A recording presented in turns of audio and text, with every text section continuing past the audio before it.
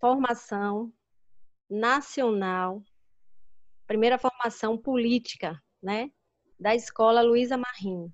Eu sou Cláudia Campos, eu sou membro do Diretório Estadual do PT da Bahia, faço parte também do Diretório Municipal do PT de Alagoinhas, sou membro do coletivo PT de Todas as Lutas, sou membro do coletivo Mulheres também de Todas as Lutas e faço parte da direção da Federação dos Movimentos Sociais, né? Uma federação que a gente está ativa aí nos movimentos, em breve vocês vão conhecer mais. Então, dizer que é um prazer estar aqui contribuindo para a criação e a formação da Escola Luísa Marim. Dizer da alegria, a Escola Luísa Marim é um projeto do PT de Todas as Lutas, mas sem um coletivo a gente não consegue agregar, né?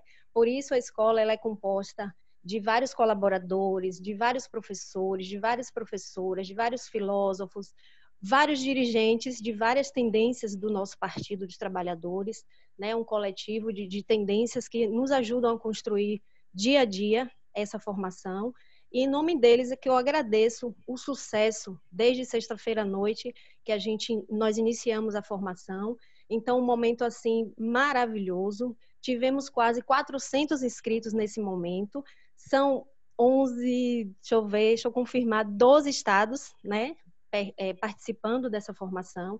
A gente tem a Bahia, o Ceará, Espírito Santo, Goiás, Maranhão, Minas Gerais, Paraná, Pernambuco, Rio de Janeiro, São Paulo, Sergipe e o estado do Tocantins. Então, esses são alguns estados que estão participando conosco dessa brilhante formação. Pela manhã tivemos a contribuição também do professor Reis, que foi assim um momento divino. E agora à tarde teremos a participação do nosso convidado, jornalista, editor e fundador do site Opera Mundi, o Breno Altman. Mas a gente tem algumas regras para poder permanecer nessa formação, para que haja disciplina, haja coerência e a gente tenha sucesso na nossa atividade. São elas. Vou pescar aqui, viu, gente? Nós enviamos a bibliografia sobre cada tema por e-mail e por WhatsApp, daquelas pessoas que se cadastraram, que se inscreveram, todos receberam esse e-mail. Quem não recebeu, a gente já disponibilizou no chat o nosso e-mail. Eu peço, por gentileza, que vocês cadastrem, para que a gente não perca esse contato. Teremos outras formações e é de fundamental importância que todos participem, todos e todas, né? Então, a sala foi aberta com 30 minutos de antecedência para que a gente possa se organizar, interagir, né, ter aquele momento descontraído que todos os companheiros de fato gostam. Todas as pessoas que se inscreverem irão adentrar a sala. Os microfones de todas as pessoas estarão desligados, justamente para manter a ordem, como já foi mencionado. Nosso convidado fará uma explanação de 20 a 30 minutos. Caso deseje, ele pode ficar mais tempo. Avisaremos quando atingir 20 minutos para auxiliá-lo na apresentação. Ao final da fala do palestrante, abriremos para 10 falas, perguntas de 3 minutos. Retornaremos para o convidado para as devidas respostas e considerações finais. A companheira, era a Jeane, né? Mas como a Jeane está em outra atividade, a gente vai nomear alguém que possa estar fazendo essas inscrições, pode ser a Geisa, a Najara, quem puder nos auxiliar nesse momento, tá joia? As inscrições serão feitas respeitando a paridade, 5 homens e 5 mulheres, certo? Então, essas são as regras básicas para a gente poder ter sucesso na nossa formação.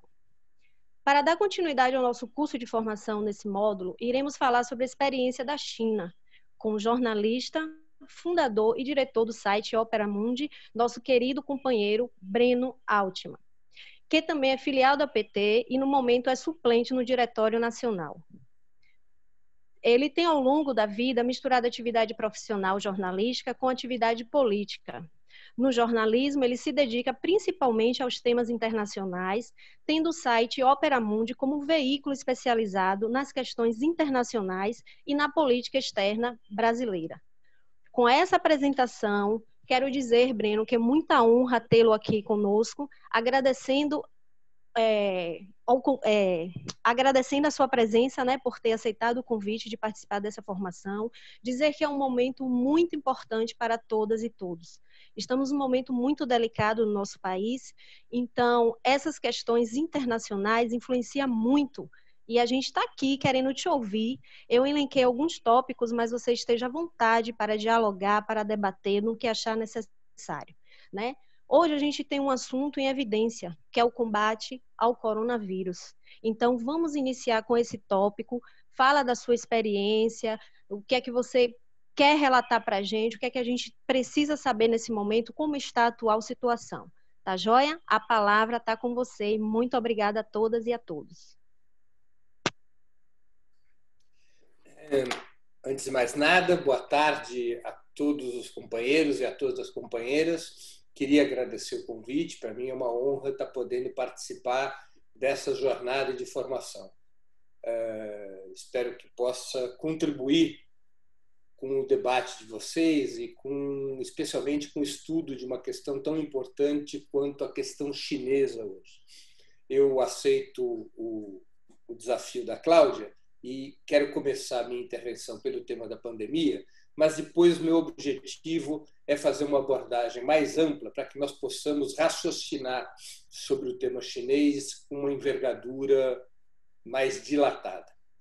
A pandemia ela revela muitos dos fatores que hoje são decisivos no mundo contemporâneo. Em particular, em relação à China, demonstrou a pujança da sua economia, a organização da sua sociedade e sua capacidade de enfrentar problemas dramáticos de uma maneira extremamente mais eficaz e competente que os principais estados imperialistas. Isso chama muito a atenção, porque nós vivemos hoje um mundo no qual a ordem herdada do colapso da União Soviética passa a estar em questão. Como vocês sabem, com o fim da União Soviética em 1991, a ordem mundial passou a estar caracterizada pela unipolaridade, por uma única grande potência que se imaginava eterna. Uma única grande potência, que eram os Estados Unidos da América, que teriam o poder de batuta, o poder hegemônico sobre o mundo, do ponto de vista econômico, cultural, social e militar, a perder de vista. Até mesmo um famoso sociólogo de origem nipo-americana, Francis Fukuyama, chegou a dizer que, com o fim da União Soviética, nós havíamos alcançado o fim da história. O que ele queria dizer com isso? Que não seria mais imaginável qualquer outro tipo de sociedade que não fosse lastreada pela economia capitalista de mercado e pelo Estado democrático liberal. Com o fim do campo socialista, o mundo teria chegado na última estação da história. Não haveria nada além disso. Nada além daquele mundo unipolar que emerge com o fim da Guerra Fria. Essa perspectiva se mostrou uma ilusão logo no final dos anos 90, início do século XXI, e claramente nos últimos 10 anos, nós vimos uma mudança geopolítica bastante profunda. Esse mundo unimultipolar, como alguns especialistas dizem, porque as instituições da multipolaridade, os fundos financeiros como o Fundo Monetário Internacional, o Banco Mundial e outras organizações, elas estão sob fortíssima hegemonia dos Estados Unidos. Esse mundo unipolar ele está em decadência. E um dos fatores da sua decadência é a emergência da China e do seu sistema de alianças como um Estado capaz de disputar a hegemonia com os Estados Unidos. Isso altera substancialmente o cenário geopolítico. Não é que a China já tenha ultrapassado a hegemonia americana, haverá muita luta, mas a China revela um potencial econômico, cultural e militar de ultrapassagem da hegemonia americana. E em torno dessa disputa entre os Estados Unidos e a China passa a girar a geopolítica internacional. A pandemia ela expõe essa situação de uma maneira bastante evidente. A China, embora tenha uma população praticamente 4 vezes superior à dos Estados Unidos, foi afetada muito menos pela pandemia que lá teve origem, enquanto os Estados Unidos já caminham para 130, 140 mil mortes, a China não alcançou 4 mil falecimentos por conta do novo coronavírus. Enquanto a China já reconstrói sua economia, enfrentando os riscos de uma segunda onda, mas praticamente já deslanchando plenamente suas atividades produtivas, os Estados Unidos ainda está aprisionado com uma pandemia que gira em círculos e parece não ter fim, com números espetaculares, tanto em termos de casos de transmissão, quanto também de falecimentos. Então, tanto do ponto de vista da saúde pública, quanto do ponto de vista econômico, os Estados Unidos vão revelando uma baixa capacidade de disputa com a China. E essa situação ela é um trailer, ou se a gente quiser, um spoiler em relação ao que se espera no futuro próximo, mantidos os atuais padrões econômicos, culturais, sociais e militares. A China, desde que houve a ascensão do atual presidente, Xi Jinping, ela projetou a luta pela hegemonia para os próximos 20 anos. A China lança como desafio para o centenário da Revolução, em 2049, a perspectiva ou a expectativa de ter forças armadas mais poderosas do que as dos Estados Unidos, uma situação social e econômica mais próspera que a dos Estados Unidos e uma economia mais pujante do que a dos Estados Unidos. Portanto, criando as condições materiais de ultrapassagem da hegemonia dos Estados Unidos num período histórico relativamente curto, que teria seu topo daqui 30 anos. E que pode mesmo vir a ser antecipado por conta das dificuldades dos Estados Unidos com a pandemia. A pandemia que é combatida com mais facilidade pelo sistema político e econômico chinês do que pelos Estados Unidos, pode representar um encurtamento dos tempos históricos para a ultrapassagem dessa hegemonia norte-americana. Para que nós compreendamos como é que a China conseguiu chegar neste standard, nesse nível de desenvolvimento econômico, social e militar, é necessário a gente observar um pouco a trajetória da Revolução Chinesa. É impensável compreender o relativo sucesso do modelo chinês sem entendermos que seu ponto de partida foi a Revolução que se sagrou vitoriosa no dia 1º de outubro de 1949. A China somente pôde tomar as medidas que tomou ao longo da sua história.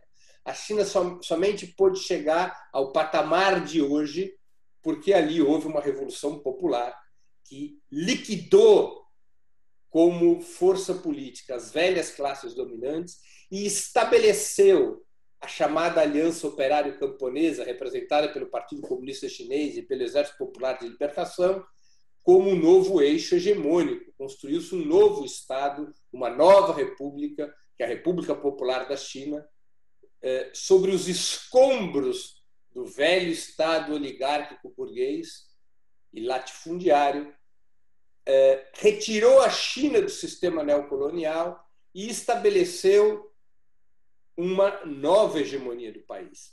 Sem o controle político, sem a revolução política que representou a vitória de 49, nada do que ocorreu depois, os erros ou os acertos, os períodos anteriores da Revolução Chinesa ou o período atual, marcado pelo chamado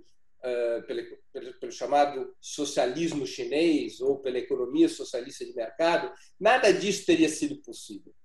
Somente é possível esse grau de soberania nacional, de desenvolvimento da economia chinesa, de fortalecimento do sistema político do país, porque esses processos estão sob a égide da Revolução de 49.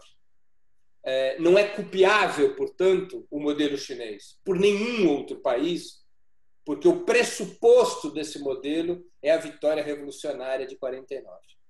Com a vitória revolucionária de 1º de outubro de 1949, a China teve que enfrentar o mesmo dilema de outras revoluções de caráter socialista, como também foi o caso da União Soviética a partir de 17, com a vitória da Revolução de Outubro, e depois outras revoluções no Vietnã, na Coreia, em Cuba e assim por diante. Qual é o dilema? As revoluções socialistas, as revoluções sob hegemonia da classe trabalhadora, ocorreram em países atrasados, em países da periferia do sistema capitalista, em países de capitalismo tardio e, em alguns casos, como é o caso chinês, em países que ainda viviam as dores de sistemas neocoloniais. A China, muito recentemente, tinha sido ocupada pelos japoneses e, antes de ser ocupada pelos japoneses, tinha sido fatiada durante décadas pelas diversas potências capitalistas ocidentais. E foi nesses países, ocorreu que nesses países do capitalismo tardio é que foi vitoriosa a Revolução Socialista. O Lenin chegou a prever isso com muita clareza quando expõe o seu axioma do elo mais fraco da cadeia imperialista, ou seja, que naqueles países nos quais as contradições do capitalismo fossem mais profundas, provavelmente seria nessas nações e não nas nações mais desenvolvidas que primeiro ocorreriam revoluções de caráter proletário. E a contradição que se abriria é: se a revolução era mais provável nesses países atrasados, a construção do socialismo se faria muito mais difícil nessas nações, exatamente pelo caráter, pela natureza retardatária do seu desenvolvimento econômico. A China viveu, portanto, essas dores, essa contradição apontada por Lenin e vivida pela própria União Soviética durante o seu percurso revolucionário. Como desenvolver economicamente um país tão atrasado, como construir o socialismo num país tão atrasado, com um grau tão baixo de desenvolvimento das forças produtivas. Lembrando-se que quando a Revolução Socialista é vitoriosa na China, mais de 90% da população vivia no campo e desenvolvia atividades agrícolas, e atividades agrícolas atrasadas, sem mecanização, atividades agrícolas baseadas nas técnicas mais tradicionais de exploração extensiva do trabalho humano. A China era um país praticamente sem luz elétrica, a China era um país extremamente retardatário. E ali é que se pôs o desafio de se construir o socialismo. A China era muito mais atrasada do que a própria Rússia pré-revolucionária, que, embora fosse um país de capitalismo tardio, ali havia um grau de desenvolvimento das forças produtivas do capital razoavelmente importante, particularmente em Moscou e São Petersburgo, depois alcunhada de Leningrado. Na China, não. Ali era o atraso, o neocolonialismo, o predomínio das tradições camponesas. E, evidentemente, a Revolução Chinesa tateou caminhos e caminhos que foram acumulando erros e problemas, apesar de também acumular vitórias. A Revolução Chinesa foi vitoriosa em 49, em seguida a China se envolve diretamente na Guerra da Coreia. A Guerra da Coreia tem um custo formidável para a China, ou seja, a contenção do imperialismo estadunidense foi difícil. A China organiza seu primeiro plano quinquenal entre 52 e 57, é um plano muito bem sucedido, a redução dramática da fome é exatamente o período onde é realizada uma reforma agrária radical, com base na proliferação da pequena propriedade agrícola, das cooperativas e também de modelos estatais, mas houve um importante movimento de distribuição de terra, isso permitiu um aumento da produtividade rural, e o aumento da produtividade rural permitiu enfrentar a fome, que era uma chaga que a China carregava ao longo de todo o século XX. a China conseguiu resolver problemas sociais, alguns problemas sociais extremamente dramáticos. Houve muita ajuda da União Soviética naquele primeiro período, os planos de cooperação com a União Soviética, e isso estimulou os chineses, quando chegou o ano de 1958, a uma outra política chamada o grande salto para frente. A ideia de que a China, em 10 ou 15 anos, poderia atingir um nível elevado de desenvolvimento do socialismo, do desenvolvimento das forças produtivas, do desenvolvimento tecnológico e até mesmo atingir já a etapa do comunismo.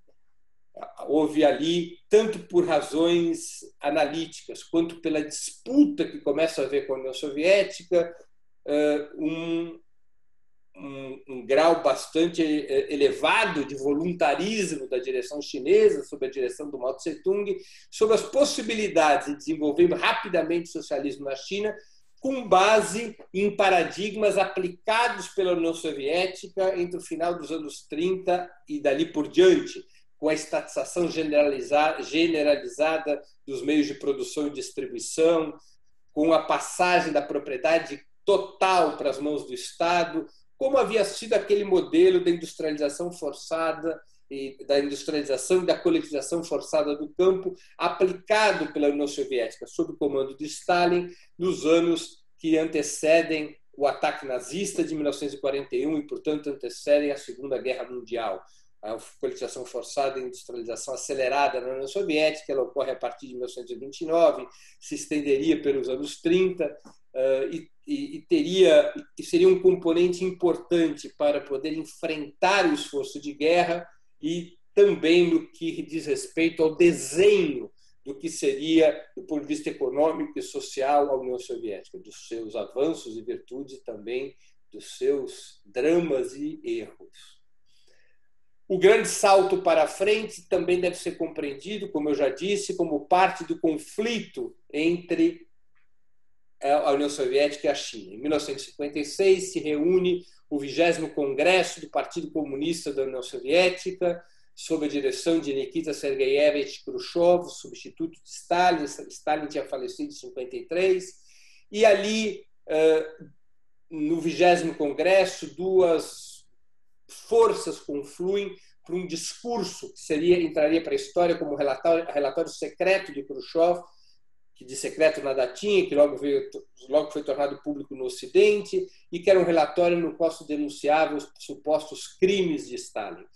As duas forças que confluem para essa situação, uma é de ordem política, a necessidade de Nikita Khrushchev derrotar o núcleo que se reivindicava da política aplicada por Stalin, núcleo comandado principalmente por dirigentes como Molotov e Kaganovich, derrotar o chamado grupo antipartido. Então, estigmatiza esse grupo antipartido como herdeiro de práticas criminosas de Stalin.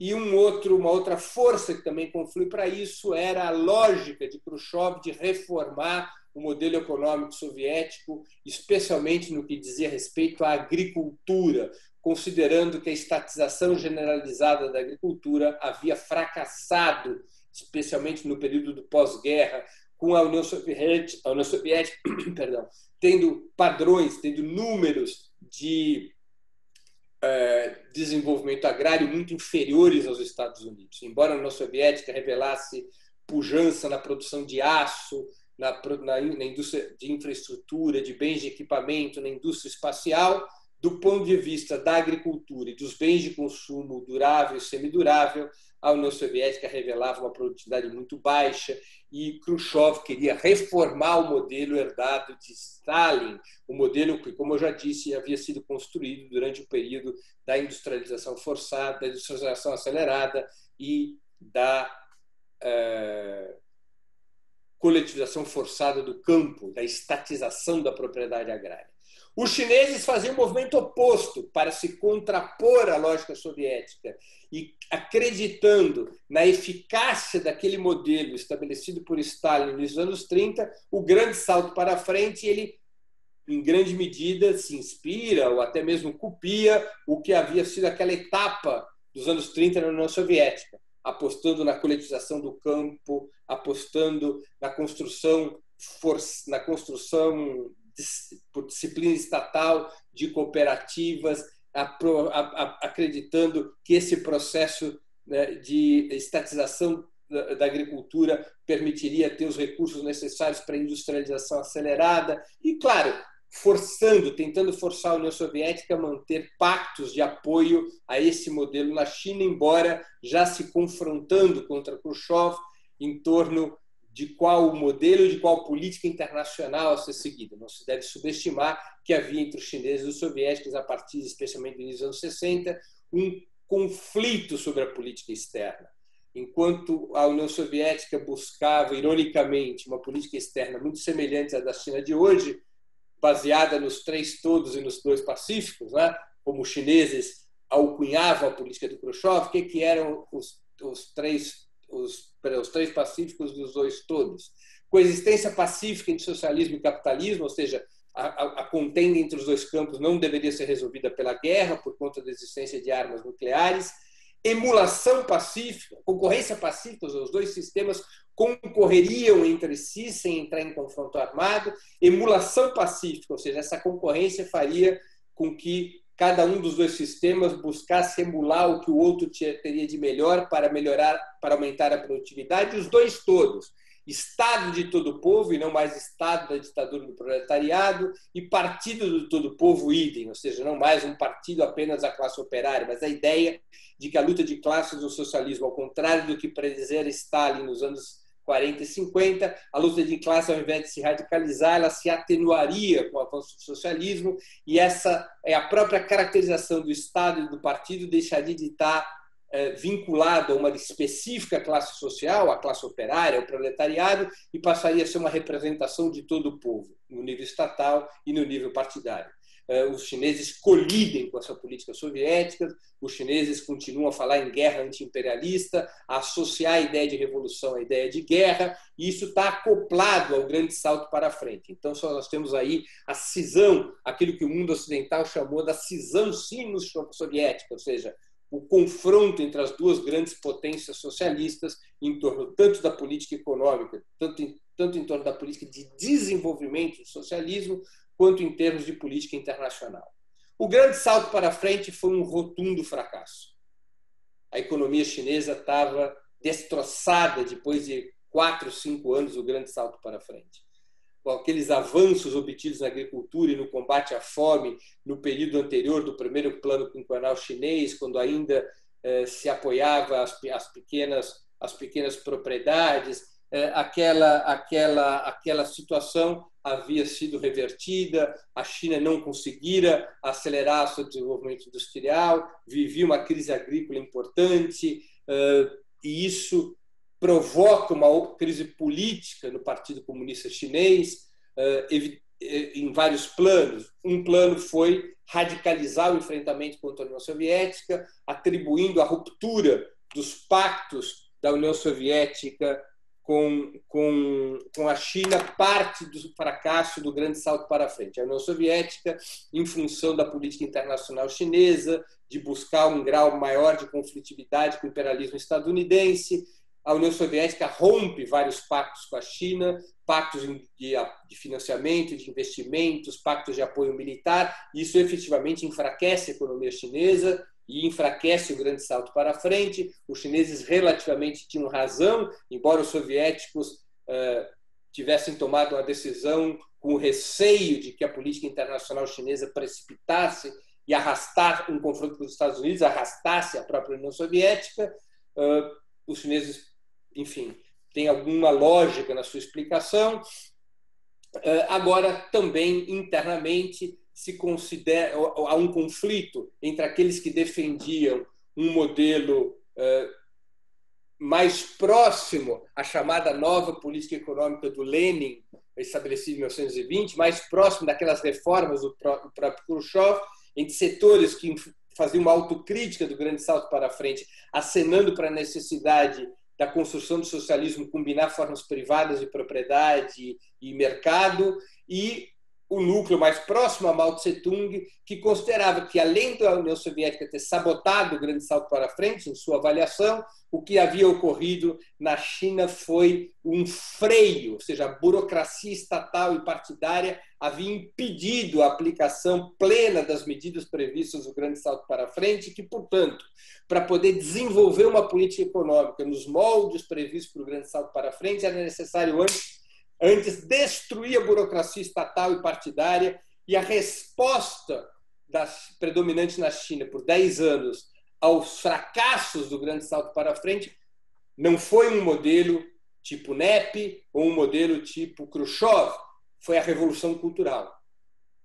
A Revolução Cultural era a convocação geral à mobilização das massas para destruir a burocracia estatal e a burocracia partidária, enfrentando ferozmente os defensores de modelos reformistas em relação ao desenvolvimento econômico do socialismo. É nesse período que o grande guru, o grande líder do que viria a ser o modelo chinês dos anos 80 em diante, Deng Xiaoping, é preso.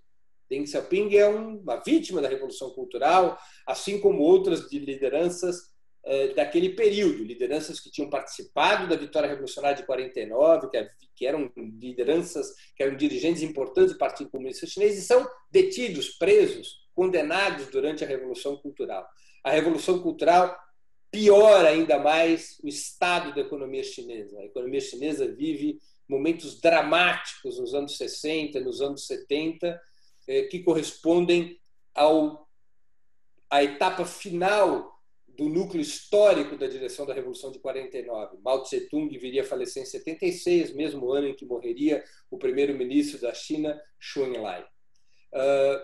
Depois da morte de Mao Tse-tung e de Zhou Enlai, abre-se nova crise no Partido Comunista Chinês, forçando um balanço do que havia ocorrido desde o grande salto para frente.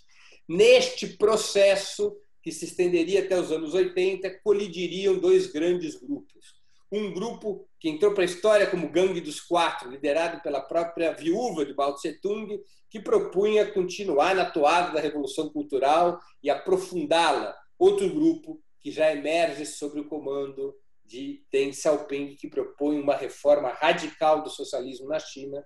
E esse grupo acaba vitorioso, derrota a Gangue dos Quatro, consegue construir maioria no Partido Chinês. A Gangue dos Quatro é presa, a viúva de Mao Tse-tung é condenada à prisão perpétua por conspiração contra o Estado, e o grupo de Deng Xiaoping se afirma nos anos 80 e aplica uma profunda reforma na economia chinesa. Essa reforma está em curso há 40 anos, vamos dizer em números redondos. O que consistiu essa reforma? Em reintroduzir o mercado como fator de desenvolvimento econômico no modelo socialista chinês.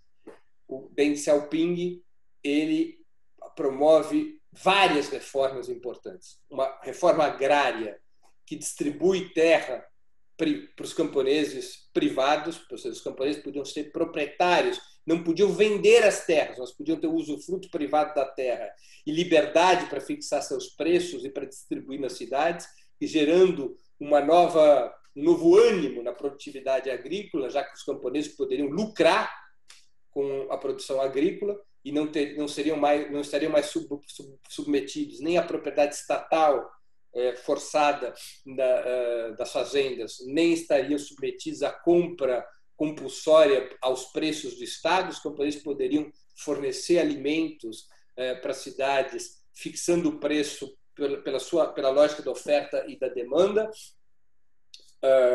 Essa foi uma reforma importante. A outra reforma importante foi abrir a economia chinesa para investimento internacional, criando situações de concessões de longo prazo, pelo qual os capitais internacionais teriam garantias de 30, 50 anos de poder construir uma fábrica, e na construção dessa fábrica, embora o Estado chinês, na maior parte dos casos, continuasse a ter participação majoritária, a gestão era dos grupos capitalistas privados, com a lógica de atrair investimento, como eu já disse, mas também tecnologia e experiência de gestão. Deng Xiaoping considerava que seria necessário um forte desenvolvimento do mercado e da propriedade privada sob o controle do Estado socialista, até que o socialismo amadurecesse e pudesse enfrentar por conta própria tarefas industriais de grande porte. Isso só podia ser feito na lógica de Deng Xiaoping, referenciando-se na experiência da NEP soviética dos anos 20, de 20 a 28, elaborada por Lenin, como eu já disse, que só podia ser feita a partir da atração de capitais privados. Terceiro, Deng Xiaoping abriu a possibilidade do surgimento de grupos capitalistas chineses, além da importação de capital internacional, a possibilidade dos chineses constituírem grupos de empreendedores que dirigissem determinados negócios privados. Não é? Então, Deng Xiaoping também abre a possibilidade do desenvolvimento de grupos capitalistas privados na China. E essas reformas eram acompanhadas também pela possibilidade da urbanização do país em função do desenvolvimento econômico em determinadas zonas especiais. Esse desenvolvimento econômico era muito estimulado pela exportação de mercadorias, quer dizer, grandes empresas capitalistas se instalavam na China para se aproveitar de benefícios e privilégios, entre eles o baixo salário, a partir da China exportar para o resto do mundo. Isso foi fundamental para a acumulação capitalista nos anos 80, 90 e no início do século XXI. Muitas empresas capitalistas aumentaram sua lucratividade média mundial a partir da exportação na China, mas isso propiciou na China um crescimento da urbanização, um aumento da classe operária industrial, um aumento médio dos salários na medida em que a renda agrária baixa era substituída por uma renda urbana média superior. Isso foi criando um mercado interno na China poderoso e as taxas de crescimento da economia chinesa dispararam durante muitos anos para padrões superiores a 10% e continuaram altas mesmo já num momento de estabilização, já na segunda década do século XXI. A China pôde adquirir, a partir dessas reformas do Deng Xiaoping, que foram continuadas pelos dirigentes chineses que o sucederam, a China pôde, a partir desse modelo socialista de mercado, dessa economia socialista de mercado, ou da via chinesa ao socialismo, como eles também se referem, a China pôde desenvolver radicalmente, aceleradamente sua economia, sua industrialização e mudar o próprio perfil da economia chinesa.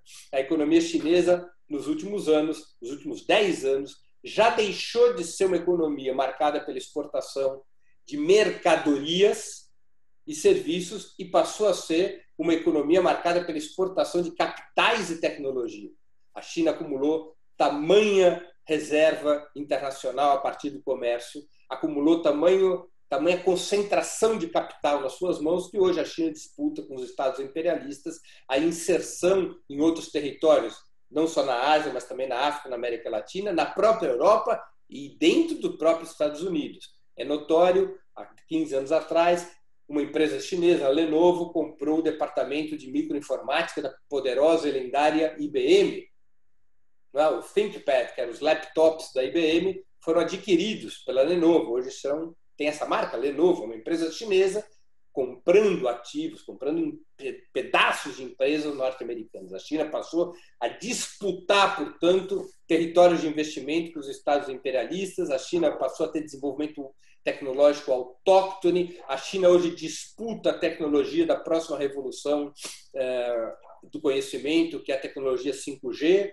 A Huawei, a principal empresa chinesa de telefonia celular, hoje está na vanguarda da tecnologia 5G. A China disputa hoje inteligência artificial, robótica, microeletrônica, enfim, bioquímica. A China se transformou numa potência tecnológica.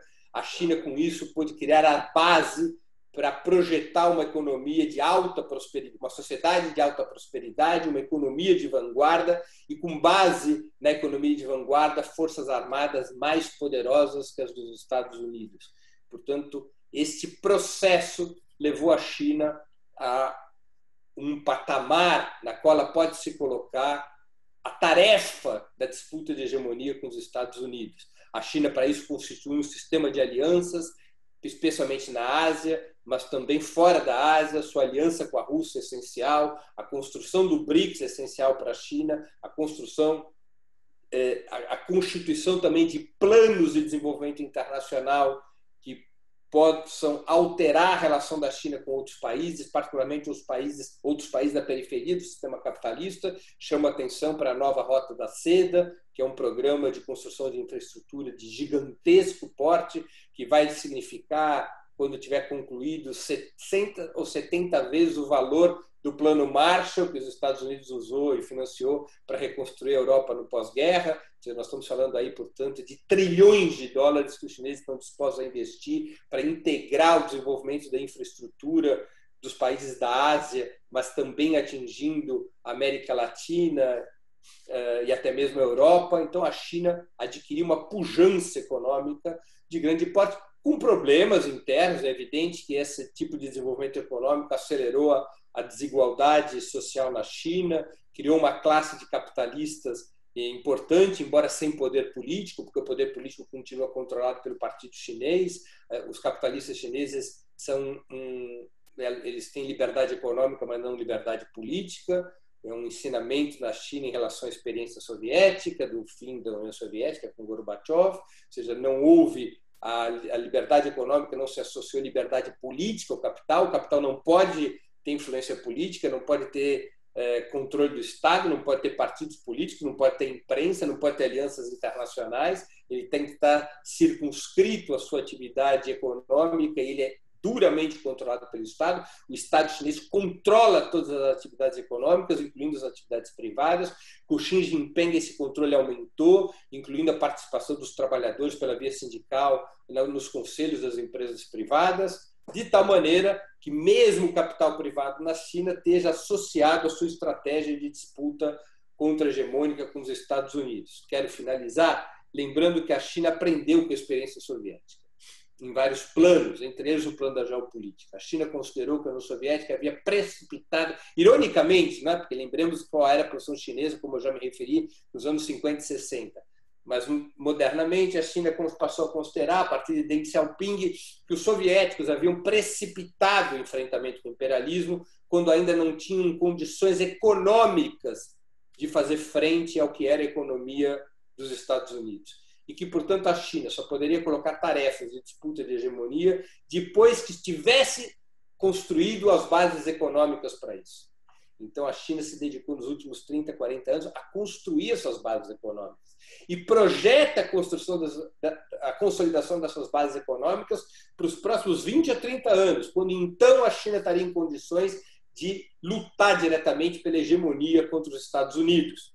Claro, os Estados Unidos estão precipitando esse enfrentamento porque não vão esperar a China ter o exército mais forte do mundo, ter a economia mais próspera, ter a economia mais desenvolvida, ter a sociedade mais próspera, para aí, então, tentar frear a China. Os Estados Unidos, especialmente a partir de Trump, mas desde antes, determinou uma precipitação dessa polarização para tentar deter a China, quando a China ainda não tem consolidadas todas as condições hegemônicas. E é isso que marca o atual quadro. Voltamos à pandemia. A pandemia, ao contrário de desorganizar a estratégia chinesa, tem revelado que desorganiza principalmente a estratégia americana da precipitação da polarização. As condições, provavelmente, as condições nas quais a China sairá da pandemia serão melhores que as dos Estados Unidos. E, ao contrário da estratégia de polarização de Trump levar a uma retenção da China no que diz respeito à luta pela hegemonia, o mais provável é que a pandemia antecipe o tempo necessário para a consolidação da economia chinesa como a mais importante do mundo. E isso aparentemente levará os Estados Unidos a radicalizar ainda mais sua estratégia geopolítica de confrontação com a China, o que vai tornando o mundo um ambiente cada vez mais radicalizado de confrontação entre blocos que vão se alinhando ao redor dos Estados Unidos ou ao redor da China. Temos que compreender isso para entendermos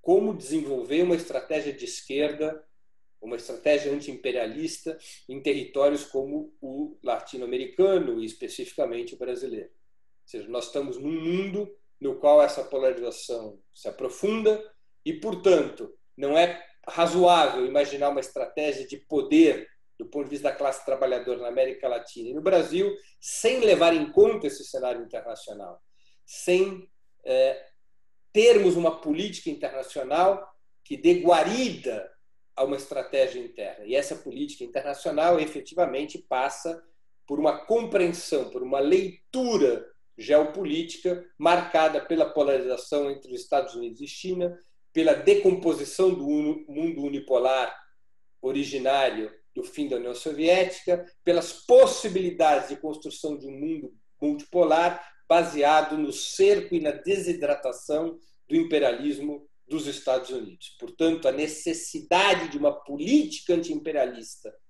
passa a ser mais importante do que nunca numa estratégia de esquerda para a América Latina e para o Brasil. O anti-imperialismo passa a ser um elemento decisivo e a China um aliado de grande porte para que se possa ultrapassar o mundo unipolar, construir uma nova ordem mundial mais propícia à luta anticapitalista, mais propícia à construção de poder popular, mais propícia a mudar internamente os países que pertencem à ordem, ao sistema capitalista, em particular os países de capitalismo tardio, como é o nosso. Muito obrigado.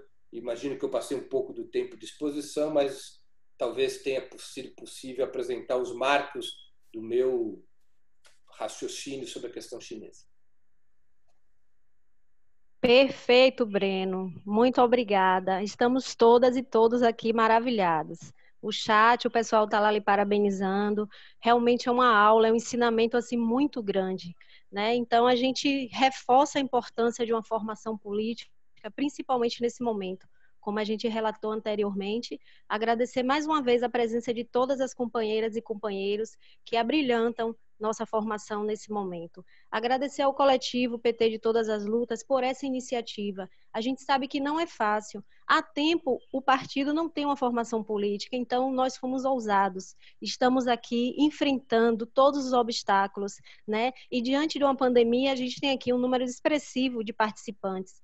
Sexta-feira tivemos Jeane como mediadora, quando iniciamos o nosso curso.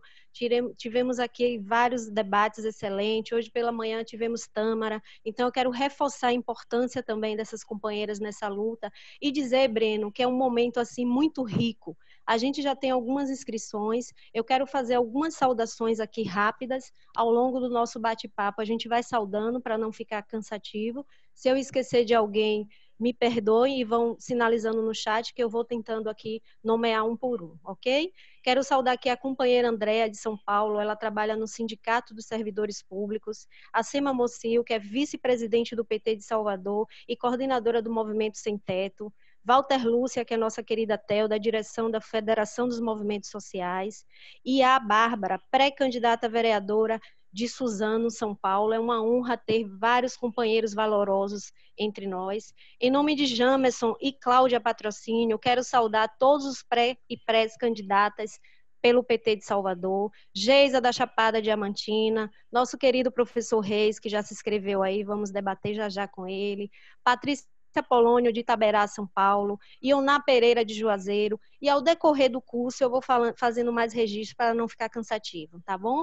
Deixa eu ver quem é o nosso primeiro inscrito aqui, para a gente dar continuidade ao nosso debate. Com a palavra, senhor Jorge.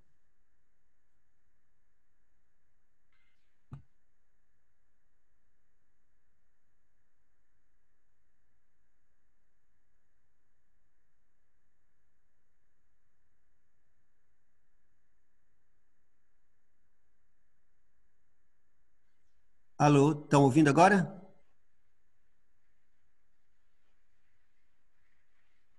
Estão ouvindo? Tá Sim, ouvindo? Jorge. Sim, companheiro Jorge, perfeitamente. Pode falar.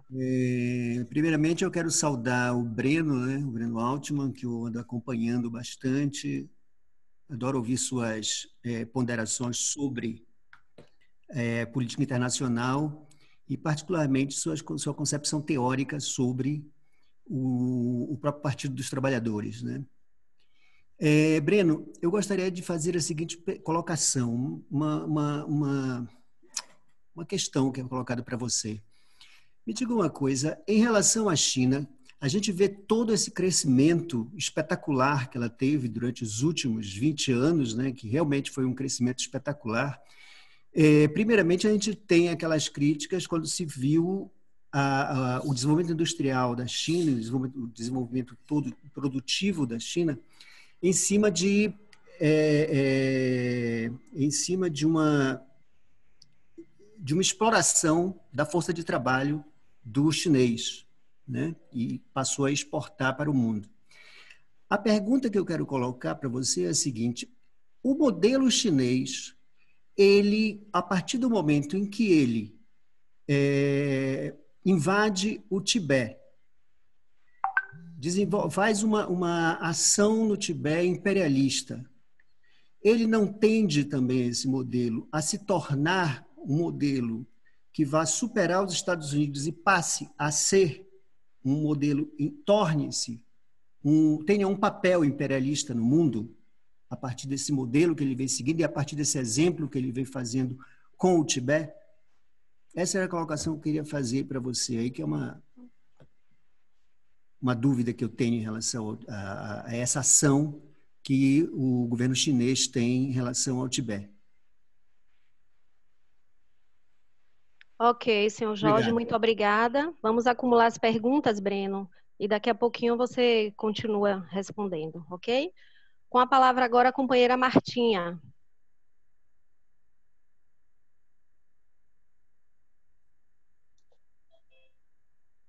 Boa tarde, né? Pedir licença aos mais velhos, ancestralidade.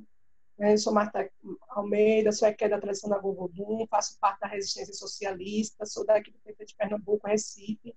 Né? Primeiro, foi um prazer, eu sou muito fã do Breno, não o conhecia, e mesmo assim, para dar a sensação que a gente está mais perto. Né? O trabalho que ele está fazendo é importantíssimo nesse momento de retrocesso político, de estar abrindo nossas mentes, de estar trazendo conceitos no qual, como já foi dito, parte dos trabalhadores tem dificuldade nesse processo de formação política.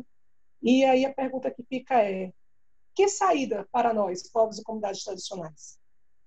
Como é que nós vamos sobreviver perante todo esse retrocesso? Porque o diagnóstico já temos. Né? A fome, a miséria, a morte, o extermínio, as terras, mas como nesse diálogo com a China, né? Como o companheiro falou, esse novo cenário nacional, como é que nós vamos estar salvaguardando também essa diversidade brasileira, né?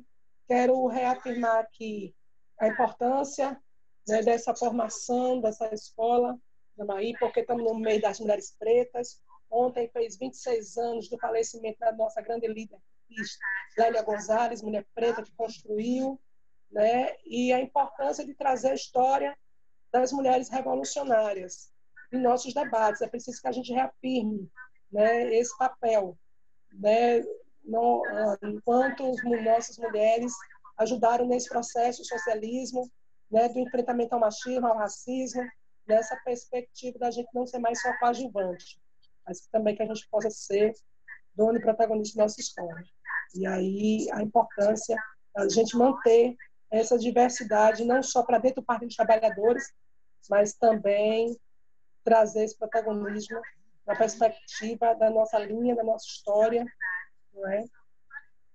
Frente a esse diálogo, frente ao que está acontecendo, né, no continente africano, na América Latina.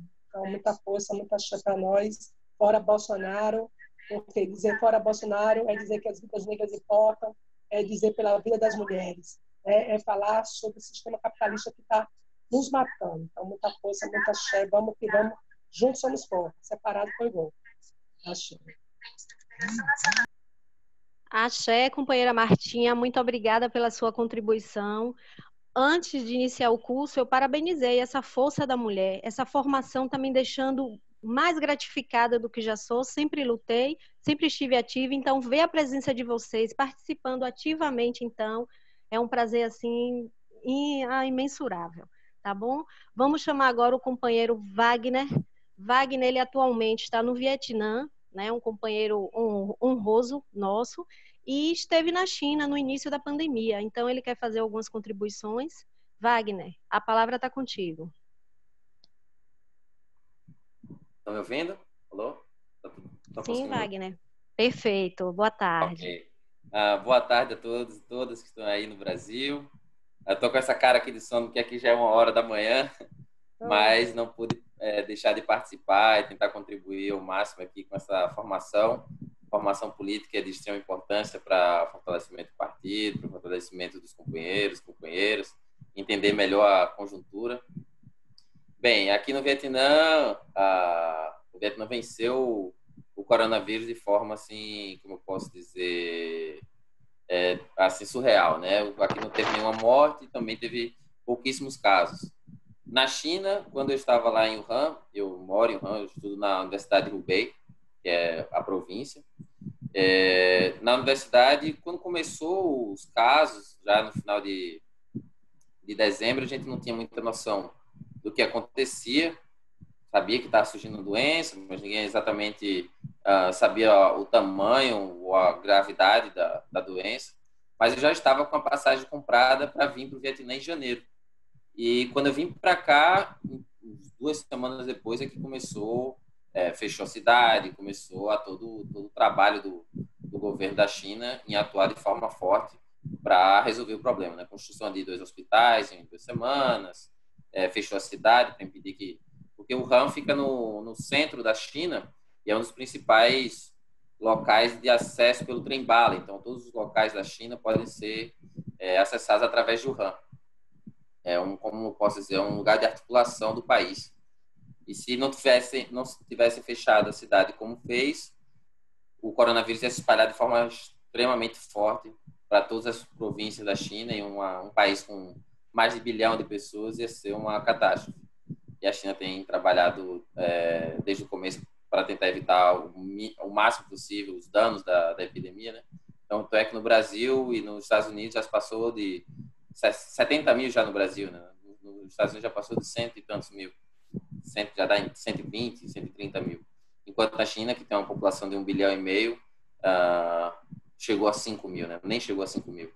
Então, acho que o trabalho que a China tem feito dentro do país, em vários setores, tanto de tecnologia, economia, combate à pobreza, como o companheiro também citou e falou aí dos projetos, dos planos quinquenais, né, que tem acontecido na China e tem levado a China a estar sempre tendo desenvolvimento, mas a China também tem investido em setores primordiais, como educação, saúde, coisa que no Brasil, recentemente, temos uma grande defasagem. A China também tem investido muito em tecnologia, acho que todo mundo tem visto. E o que tem acontecido, o companheiro tem falado aí a antecipação do combate ideológico entre os Estados Unidos e a China, né? Os Estados Unidos antecipando tentar frear a China e a China agora tentando acelerar o processo que ela vive para poder superar esse embate. Então, acho que é importante para os companheiros e companheiras que estão assistindo entender também esses conflitos, né? O companheiro Jorge citou a questão do Tibete. Existem outros conflitos também, do Xinjiang, que é uma região da minoria étnica do Uigur, outro em Hong Kong. Também tem a questão de Taiwan. Também agora a Índia começando a fazer uma tentativa de criar um conflito fronteiriço com a China há anos. Na verdade, esse conflito tem muita influência dos Estados Unidos, mas, na verdade, todos esses conflitos têm influência dos Estados Unidos. Acho que o companheiro Breno vai poder ajudar a todo mundo se falar um pouco mais desses conflitos. Eu, infelizmente, não vou poder continuar com todo mundo aqui para escutar as respostas. Não sei se talvez fique gravado, não sei. Mas acredito e confio no companheiro para dar boas explicações para isso. Numa próxima oportunidade, num horário um pouco melhor, eu posso participar para também dar minha opinião sobre esses conflitos. Cada um tem suas peculiaridades, cada um tem uma questão em si envolvida, porque já está tarde, amanhã também tem outros compromissos. Vou ter que viajar amanhã para outra cidade aqui no Vietnã. Mas é isso. Gostaria de saudar todos e todas os companheiros que estão participando desse curso. Acho que é extremamente importante. Tá? O Breno está de parabéns por todo um levantamento aí da conjuntura internacional, de como esses últimos 40 anos aí da China foi um tempo de grande transformação e que ainda tem mais planos e tem como ele falou também da questão da Rota da Seda, que é um projeto gigantesco, trilionário, um projeto que envolve metade do globo e que tem repercussões para a América Latina, para a África, fortemente. E isso vai mudar muito a nossa perspectiva agora no século XXI.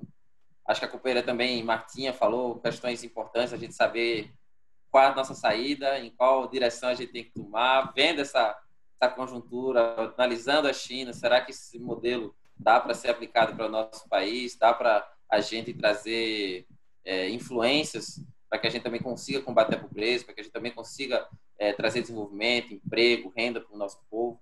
Então, acho que agora o Breno vai ter um grande desafio aí para falar todos esses temas para todos os companheiros e companheiras que estão aí assistindo e tendo essa formação. Então, muito obrigado. Obrigado pela oportunidade de estar participando aqui do curso. Um abraço e vamos à luta. E agora é a hora da gente se esforçar cada vez mais em entender o mundo e lutar com mais força para vencer o fascismo, vencer o Bolsonaro e tentar construir uma sociedade mais justa, uma sociedade socialista, que é o nosso objetivo maior. Obrigado, até mais, companheiros e companheiras. Com certeza. Muito obrigada, companheiro Wagner, pela sua contribuição. Agradecer, né, que o fuso horário aí, mas está aqui firme conosco para contribuir com essa construção. Muito obrigada. Para dar continuidade, vou fazer mais algumas saudações antes de chamar a Geisa. Geisa, se prepare que a próxima será você. Quero aqui saudar a presença de Cleide, de Coutinho, da Bahia, Tatiane Andrade, pré-candidata vereadora de Mulungu do Morro, também na Bahia, Jorge Seabra, Bahia, Meire de Souto Soares, também na Bahia, Fabiano de Guanambi, o nosso querido Tiago Soares, de Guarulhos, São Paulo, ele é membro do Diretório Nacional e faz parte também do coletivo PT de Todas as Lutas a nível nacional. O Marzo Santos, ele faz parte do diretório de Lauro de Freitas. Prazer, companheiro Marzo, tê-lo aqui conosco. Cláudia Patrocínio, eu já saudei em nome de todas as pré-candidatas de Salvador. Junso Nunes faz parte do PT de Alagoinhas. Obrigada, companheiro, por abrilhantar aqui com a sua presença também. Leda, do coletivo de Raças e Pluralidade. Pedro Sobral, ele faz parte do PT de Alagoinhas e ele é lotado na CDA, é coordenador jurídico.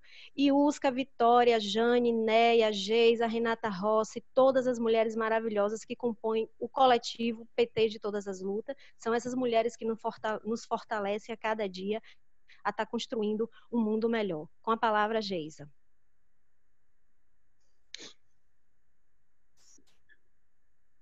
Boa tarde todas as companheiras e companheiros, né?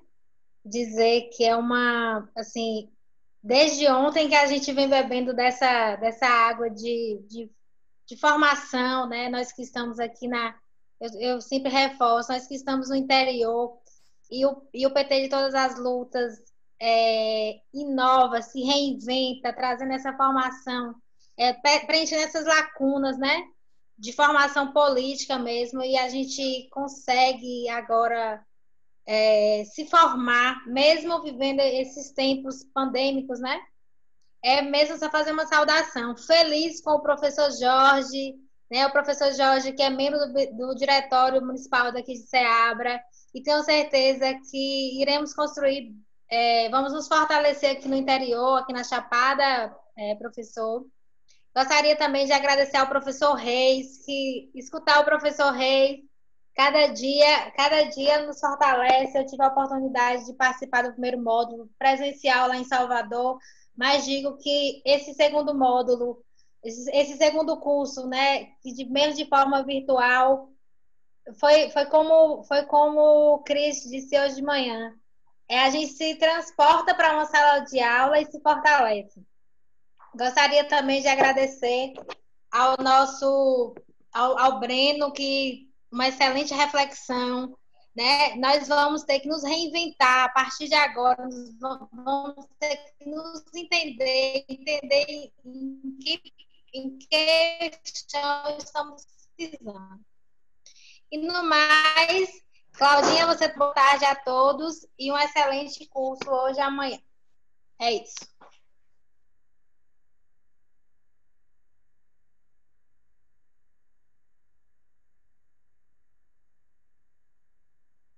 Muito obrigada, companheira Geisa, pelas suas contribuições. Agora vamos chamar o professor Reis Oliveira para dar sua contribuição.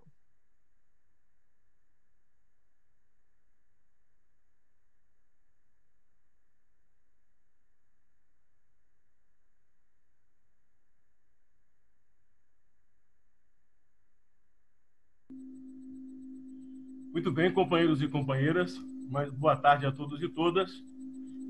Gostaria de parabenizar o Breno, já acompanhamos aí o Breno faz um tempo, essa linha de reflexão que é, como disse o professor Jorge, muito boa, muito reflexiva. Antes de formular 3 questões que eu tenho para o Breno e para nós, queria lembrar aqui que nós temos um portal no Brasil, não é? O 247, é um portal do nosso campo, é um portal popular, progressista, democrático. Dentro deste portal 247 tem diversas salas e programas. Um desses programas é a conexão com Pepe Escobar, todas as semanas. Pepe Escobar faz uma leitura muito boa da geopolítica. Aí, quem não conhece, recomendo que conheça. Os programas ficam gravados lá. É só colocar 247 lá no YouTube, vai encontrar. Todas as semanas o Pepe nos traz uma reflexão muito boa, muito profunda, mais de 2 horas de reflexão. Além, evidentemente, já falávamos no início, do site aí do Breno, que é especializado em questões internacionais. Então, creio que é muito importante para nós fazermos essa correlação, como falamos pela manhã, do macro e da micropolítica, porque isso tem a ver com nossas vidas. Feito isso, queria colocar, então, as questões para o Breno. Breno, uma das primeiras questões, eu gostaria que você colocasse para a gente a questão da educação na China. A China, nesse processo todo, fez um salto quantitativo e qualitativo na educação. Cuba também o fez. Mas, como nós sabemos, Cuba tem um problema sério. Cuba, muita gente, muito jovem saiu do campo, fizeram universidade e hoje o próprio processo cubano não oferece oportunidades para que essas pessoas que saíram das universidades possam atuar no seu próprio país. Essa é uma das contradições e um dos desafios que o sistema cubano tem para a atualidade, como você conhece muito bem isso. Como é que é isso na China? Quais foram os saltos que a China deu com relação à educação e como é que ela pôde e está podendo incorporar isso? Então, essa é a primeira questão que queria trazer para a nossa contribuição, você melhorar a nossa compreensão. A segunda, a China, como já foi dito e é verdade, desenvolveu tecnologia. Isso não é indiscutível. Esse desespero todo dos Estados Unidos, inclusive essa guerra híbrida contra a China, né, que tem se propagado fortemente, é por conta, evidentemente, da geopolítica, da perca de espaço que a China está conseguindo e os Estados Unidos está perdendo. Muito bem. Essa dimensão da tecnologia e da geopolítica, né, e a relação da China com Venezuela, da China com Irã, né, e outros países, quais são as repercussões práticas para nós aqui no Brasil e quais seriam as orientações para a nossa atuação política. Porque eu percebo, por exemplo, o PT muito, vamos dizer, tímido com relação a isso. Não faz uma leitura, a nosso ver, uma leitura mais aprofundada e mais relacionada com isso. Aqui na Bahia, por exemplo, a China está entrando de forma profunda. E nós não temos discutido isso enquanto sociedade civil. Inclusive no campo da engenharia. É uma das áreas que eles têm crescido muito no mundo. Você sabe disso, conhece até mais do que eu, evidentemente. Não é? E nós não estamos aí compreendendo isso.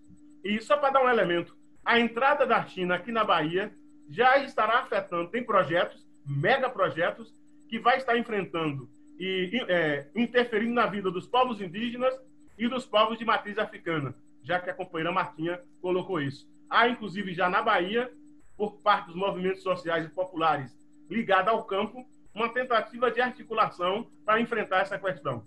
Tá certo? E a última questão é como é o comportamento dos militares na China com relação a esse processo todo. Porque nós temos aqui a América Latina e o Brasil, inclusive vivemos esse dilema, né? Vai ter golpe, não tem golpe, golpe dentro do golpe.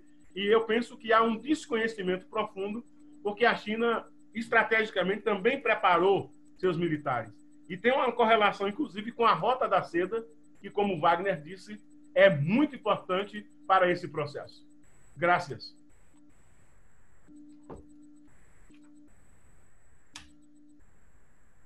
Graças, professor. Muito obrigada pela sua colaboração. Deixa eu fazer mais alguns registros aqui. Temos a Rita Sacramento, nossa companheira, que compõe o quadro da Sutrag, juntamente com o nosso valoroso companheiro Iulo Oiticica. Rogério Atanásio, de Jussara, Bahia, o território de Irecê. Temos Tamara Almeida, que é a secretária de Juventude do PT de Irecê, que nos deu a honra de mediar a nosso módulo pela manhã, juntamente com o professor Reis Oliveira.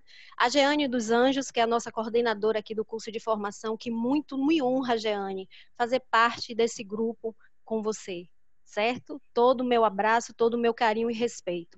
Ivan Alex, que é o nosso dirigente, faz parte da direção do PT de Todas as Lutas.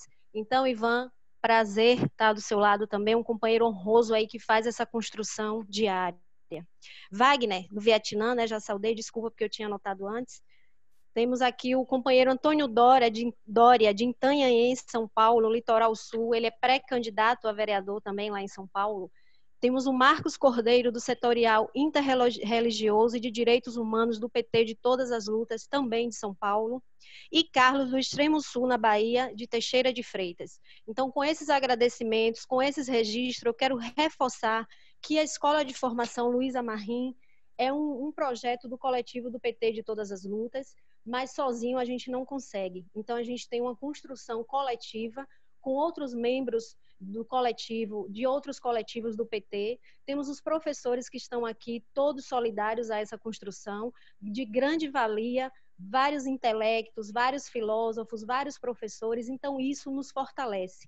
E, de antemão, agradecer mais uma vez a todos os colaboradores e colaboradoras e todos os participantes. E vamos continuar, as inscrições estão abertas ainda. A gente tem amanhã pela manhã, às 9 horas, mais um debate com a Leonaldo Faro e com o Sérgio Gabriele. E ainda temos o próximo final de semana, o próximo módulo. As inscrições continuam abertas, o link está disponível, então vamos reforçar e convidar que mais companheiros possam estar se apropriando desse grande momento. Com a palavra, Vitória Fernanda.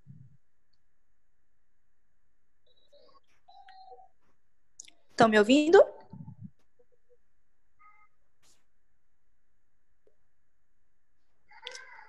Boa tarde, toda a companheirada. Eu quero saudar este espaço na pessoa de Renata Rossi e as demais mulheres presentes que estão aqui e que também construíram essa formação política, como minha companheira das Mulheres de Todas as Lutas, Cláudia Campos. Parabenizar você, Claudinha, pela sua perfeita condução. Expressar a minha felicidade por poder participar de debates tão importantes, né, para a minha construção enquanto militante. Agradecer a Breno por essa aula muito bem explicativa, né, e de fácil compreensão. A Escola de Formação Luísa Marim me surpreendeu pela sua organização dinâmica e acredito que sairemos com uma bagagem considerável, né, deste processo todo. E deixar a pergunta aí para Breno, né, qual é o real legado, né, deixado pela China para nós aqui? Boa tarde a todos, um abraço.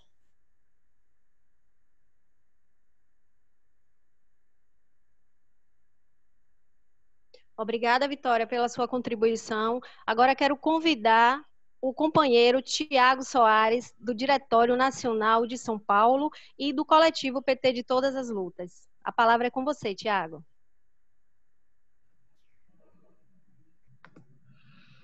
Olá, pessoal, boa tarde. Estamos chegando aqui já na metade da tarde. Agradecer o Breno, né? Toda vez que o Breno traz aqui suas palestras, a gente conhece um pouquinho mais sobre a China, mas também fica aquele sentimento que a gente conhece muito pouco, né, da história chinesa, da luta popular do povo chinês pela sua emancipação. E aí, Breno, queria tocar num assunto. Na década de 70, 60 e 70, tinha aquele movimento Black Panthers nos Estados Unidos. E ele era muito motivacionado a motivação era muito no Mao Tse Tung. Aí eu queria que você comentasse, né, como que era essa relação, se teve alguma interligação dos Black Panther com a luta chinesa e que isso interferiu. Nós sabemos que o movimento foi destroçado pelo governo americano, pela CIA, mas teve muita motivação. Então, eu queria ouvir de você, assistir já aquele documentário que fala do movimento Black Panther, e eles tem um momento épico que aparece eles vendendo a $1 o manifesto comunista, vamos libertar o povo preto americano. Eu queria que você falasse um pouco disso. Parabenizar a Cláudia, que está aqui fazendo mediação desse período da tarde, como a Tâmara, né? No período da manhã, tá muito bom. Parabéns, pessoal.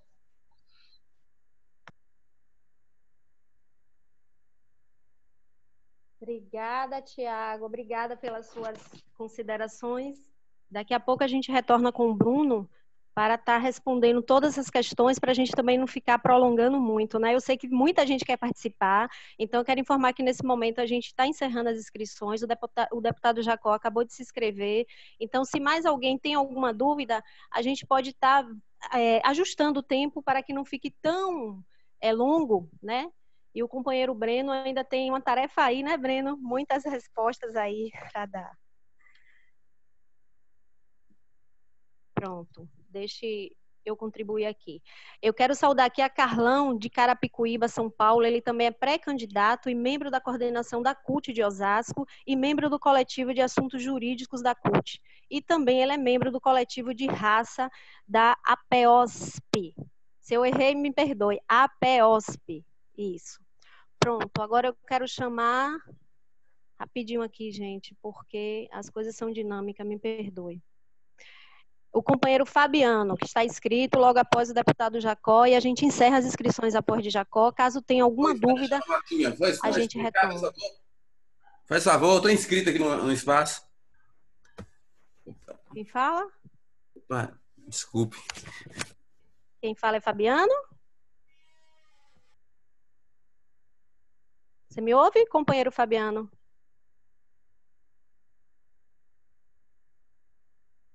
Companheiro Fabiano, me ouve? Então, vamos passar a palavra para o nosso deputado Jacó fazer a sua saudação. E Fabiano, quando ele retomar aí, a gente passa a palavra para ele. Ok? Está com o senhor, deputado.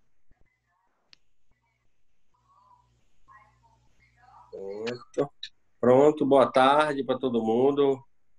Mais uma vez eu queria falar da minha alegria e do meu entusiasmo de ver uma juventude, uma turma boa, nova, se organizando, se mexendo e realizando um evento com essa dimensão que nós estamos realizando. Parabéns para todos e todas, o PT de todas as lutas, cumprindo o seu papel. Queria parabenizar também e agradecer a Breno pela palestra. É muito importante para a nossa turma estar aproveitando esses momentos para fazer uma reflexão. E é um momento propício exatamente para isso, para se refletir.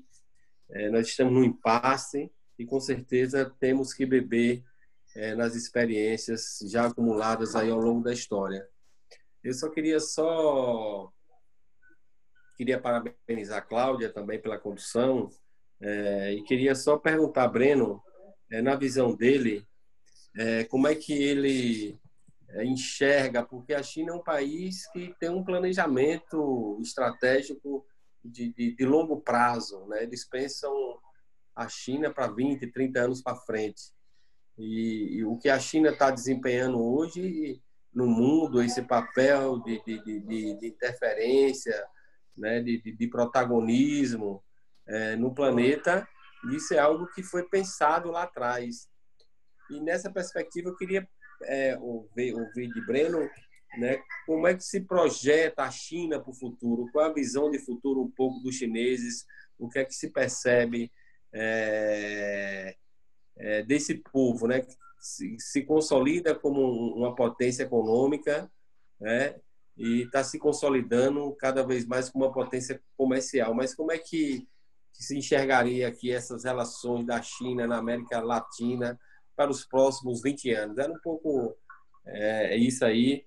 Um forte abraço, muito obrigado a todos e todas. Parabéns aí a todos e todas que estão organizando esse excelente seminário. Tamo junto, galera. Parabéns.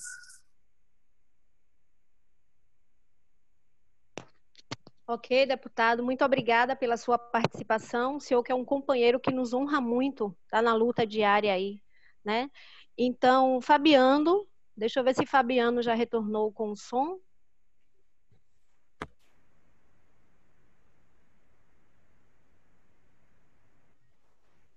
Oi, tá me ouvindo? É Fabiano? Isso mesmo. Sim, perfeitamente. A palavra é sua. Mil perdões, é que eu tive um problema aqui. Primeiro eu queria saudar, né, aos companheiros e companheiras do PT pelo espaço. Achei importante a gente fazer esse debate. Também saudar o companheiro Breno, é um companheiro que eu venho acompanhando assim, os debates, tanto ele quanto o Walter Pomar. Não sou do PT, mas acompanho. E aí eu tenho algumas perguntas, né? Uma é com relação ao conflito, e, sobretudo, a incidência que os Estados Unidos está tendo no sentido de acirrar o conflito entre ali com Hong Kong, né? E a outra questão é uma disputa interna que existe dentro do Partido Comunista Chinês, sobretudo uma ala que é uma ala um pouco mais reformista, que está ganhando força dentro do partido, se ele sabe como tá essas contradições dentro do partido e como o partido vem tratando isso, sobretudo essa ala mais revolucionária do partido, como tá vendo isso e como está combatendo esses vícios reformistas dentro do partido. Outra questão que foi colocada sobre a não entrada dos chineses no apoio, né, a essas revoluções. Primeiro fortalecer o seu país, fortalecer sua revolução, mas com o processo aí que o avanço americano em cima dos processos que estão em revolução, como a Venezuela, como a China enxerga isso e qual a atuação da China nesse processo, né? Porque visto que se os Estados Unidos conseguem derrubar a Venezuela e ganhar ali aquele mercado, ela vai se fortalecer, dificultando ainda mais o processo chinês. E a outra questão é um pouco com relação ao papel de toda a esquerda nessa conjuntura, sobretudo tendo os exemplos com a China, o exemplo da China, mas ainda assim, não só isso, a relação com a China, porque também há contradições, né?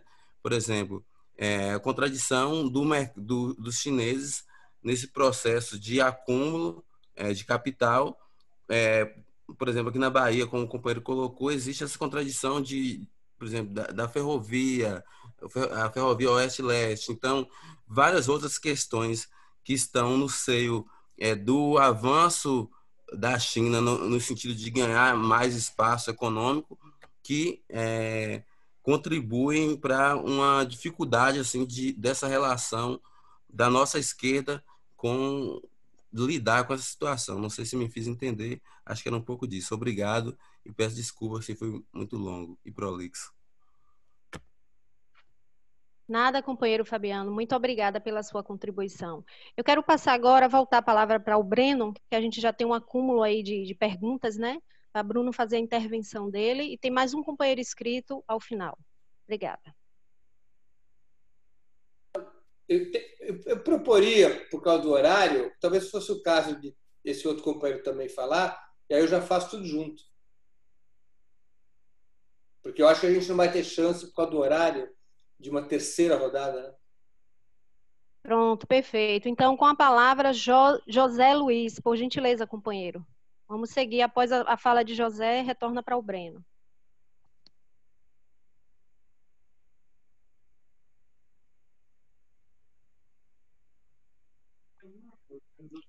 Oi, boa tarde.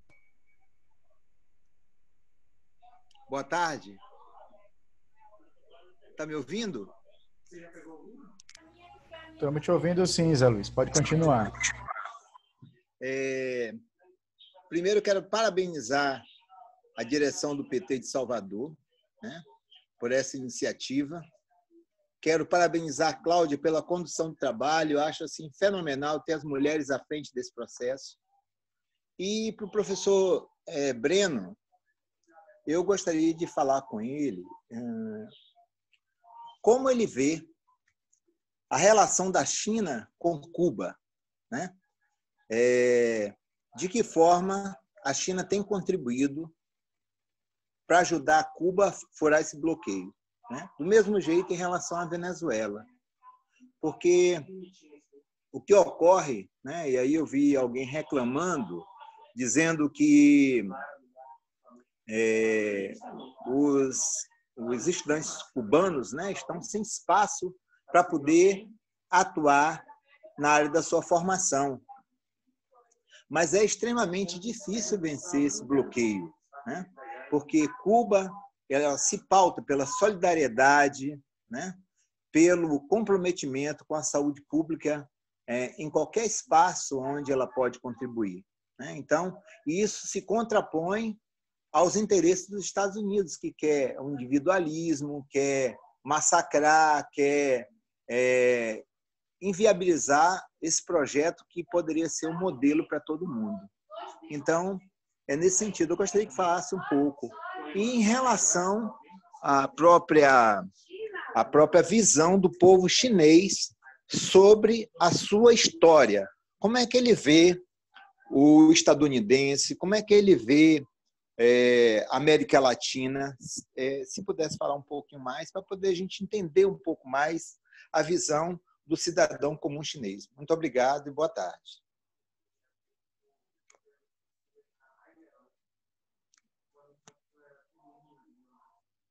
Obrigada, companheiro José. Com a palavra, o Breno. Por gentileza, Breno.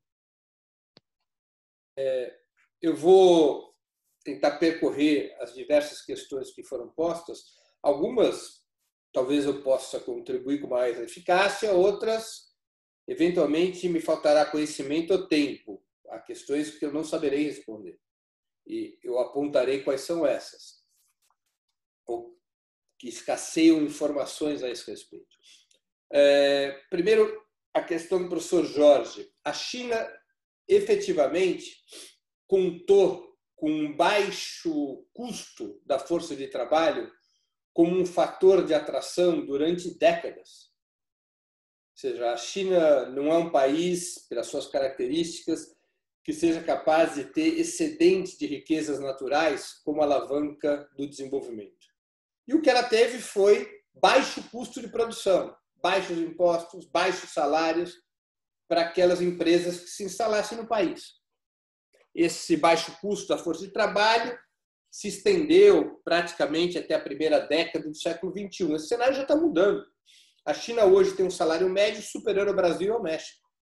Tanto é assim que muitas empresas que tinham concessões para atuar na China não as estão renovando e estão retornando aos seus países de origem, inclusive nos Estados Unidos, porque começou a subir o salário médio na China, fortemente, até atingir esse patamar que eu me referia. Hoje, repito, o salário médio na China é superior ao do México e ao do Brasil, e subindo, enquanto que os salários no Brasil e no México estão decrescendo em termos internos e também em comparação com o dólar, por conta da forte desvalorização das moedas locais. Sobre a questão do Tibete, nós temos que levar em conta, e aqui eu vou envolver uma série de questões, Tibete, Hong Kong, Taiwan, as mais conhecidas. Uma das estratégias imperialistas contra a China é impedir ou sabotar a unidade nacional chinesa. A China é um país que historicamente teve problemas para preservar sua unidade nacional. A China, no período neocolonial pré-revolucionário, ainda mais no período pré-republicano, anterior a 1911, a China era caracterizada por ter sido fatiada pelas potências colonizadoras. A China foi repartida entre distintos estados coloniais. E a China tem problemas para a sua unidade nacional, tem problemas por ser composta por muitas etnias, por muitos idiomas, por muitas culturas. As intervenções dos Estados Unidos, portanto, tentam impedir que a China se mantenha como um país unitário. Sabem que a quebra da unidade nacional chinesa é o caminho para quebrar sua soberania. Se a China voltar àquele velho modelo da disputa entre reinos combatentes, como era no passado, ela se desintegra como potência. Ela tem uma fragilidade estrutural, nesse sentido, superior dos Estados Unidos. Os Estados Unidos não têm problemas desse tipo. A China tem. Portanto, não se pode compreender a questão tibetana, ou a questão do Hong Kong, ou a questão de Taiwan, fora da lógica soberanista. Ou seja, da China ter o direito e ter a necessidade estratégica de reivindicar plena soberania sobre todo o seu território, acima de questões religiosas ou étnicas. A China não tem outro caminho.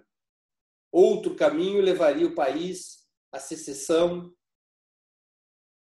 à perda da soberania nacional e à fragilização frente ao imperialismo estadunidense. Outra questão colocada pelo professor Jorge e por outros companheiros. A China pode desenvolver um modelo imperialista meramente substituindo os Estados Unidos? Pode. Potencialmente pode. Embora a construção da influência internacional chinesa tenha uma natureza distinta da americana. Porque a China, para poder desenvolver a sua economia, tem como estratégia desenvolver a economia dos países da periferia do sistema, desenvolver sua infraestrutura e seu mercado interno, para que a China possa ter uma maior base de ampliação da sua própria economia. É diferente dos Estados Unidos. Os Estados Unidos hoje atua como uma força neocolonial. Basta ver o que acontece na América Latina, ou seja, os Estados Unidos, na divisão internacional do trabalho, busca forçar que os países latino-americanos se reduzam à agroexportação e ao extrativismo mineral, retornando àquele velho mecanismo do período colonial, bloqueando a industrialização, bloqueando que esses países atinjam patamares de produção semelhantes aos países capitalistas centrais.